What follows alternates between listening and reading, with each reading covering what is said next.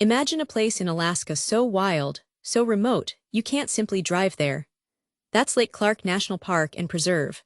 Located about 100 miles southwest of Anchorage, this vast area isn't connected by any roads. The only ways in are by boat along the Cook Inlet coast, or more commonly, by small aircraft, typically a float plane landing on one of its many lakes or rivers. This lack of road access is fundamental to its untouched nature and part of its allure. Established in 1980 by the Alaska National Interest Lands Conservation Act, Lake Clark covers over 4 million acres. Think of it as a space larger than the state of Connecticut. It holds a unique status as both a national park and a national preserve. While much of the park area is designated wilderness, offering the highest level of protection, preserve lands allow for both subsistence and sport hunting. Within the national park boundaries, however, only subsistence hunting by local residents is permitted, reflecting a balance with traditional ways of life. The landscape here is dramatic, shaped by immense forces. The Chigmit Mountains, part of the Aleutian Range's northern end, rise sharply, connecting to the Alaska Range.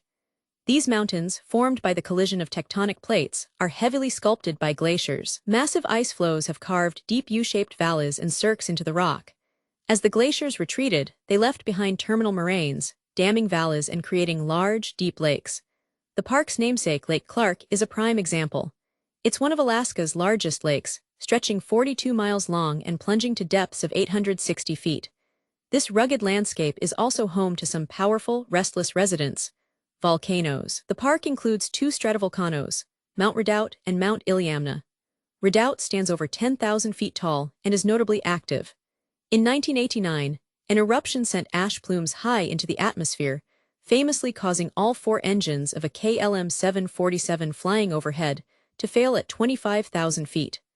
The pilot managed a safe emergency landing in Anchorage, highlighting the serious hazard volcanic ash poses to air travel. Redoubt erupted again in 2009, demonstrating the continued geological power shaping the region.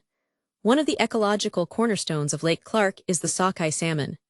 The Kvitchak River watershed, flowing from the park, is globally renowned as the most productive watershed for sockeye. The salmon runs here are staggering.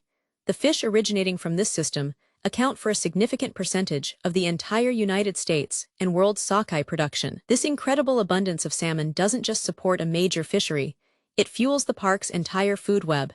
And where there are salmon, there are bears.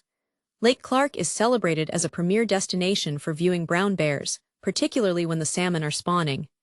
Specific locations like Chinnitna Bay, Silver Salmon Creek, Tuxedni Bay, and Crescent Lake become focal points where large numbers of bears gather. Visitors can witness these magnificent animals fishing in the rivers, digging for clams in the coastal marshes, or simply grazing on sedges, offering unparalleled opportunities to observe them in their natural habitat. But the park's wildlife diversity extends far beyond the brown bear. Dall's sheep cling to the mountain slopes, moose browse in the valleys, and large caribou herds traverse the tundra, although their populations have seen recent, unexplained declines. Predatory species like bald eagles, golden eagles, peregrine falcons, and elusive timber wolves roam the landscape. The park's wolf packs are unique. One group at Lake Clark is documented as the only salmon-dependent wolf pack known in the world. Along the Cook Inlet coast, marine mammals like sea lions, beluga whales, harbor seals, and porpoises frequent the waters. The human story in the Lake Clark region stretches back thousands of years. Long before it became a national park, evidence of ancient Paleoarctic people dates back 10,000 years. Successive cultures left their mark, leading to the present-day Dena'ina Athabascan people, who have inhabited this land for generations. Kijik Village, located within the park, is a primary archaeological site that was continuously occupied by the Dena'ina until the early 20th century, offering a tangible link to this deep history. The park also holds a more recent, singular human story, that of Richard Pronek. A former Iowan, Pronek arrived in Alaska in 1949 and lived a life of remarkable self-sufficiency at Twin Lakes from 1968 until 1999.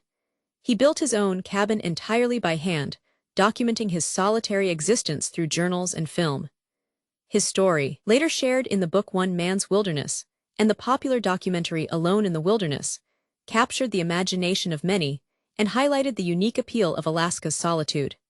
His cabin still stands today, preserved as a National Historic Landmark. Life within or near the park is centered around communities like Port Alsworth on Lake Clark, which serves as the main hub with a Park Service visitor center and various private lodges. Because there are no roads connecting these places to the outside world, everything and everyone relies on air taxis or boats. 5 other small settlements, primarily inhabited by Dena'ina natives, are situated near the park boundaries, maintaining traditional ties to the land and its resources. Adding another layer to the park's story is a recent archaeological discovery that pushes back against conventional understandings. In 2021, a curved strip of wood, a hunting bow over 4 feet long, was found submerged in Lake Clark. Radiocarbon dating revealed it to be around 460 years old, dating between 1506 and 1660. What makes it particularly interesting is that the bow exhibits features typically associated with Yupik or Aleutic styles, yet it was discovered deep within what is traditionally Dena'ina territory, hinting at potentially broader or more complex historical interactions than previously understood.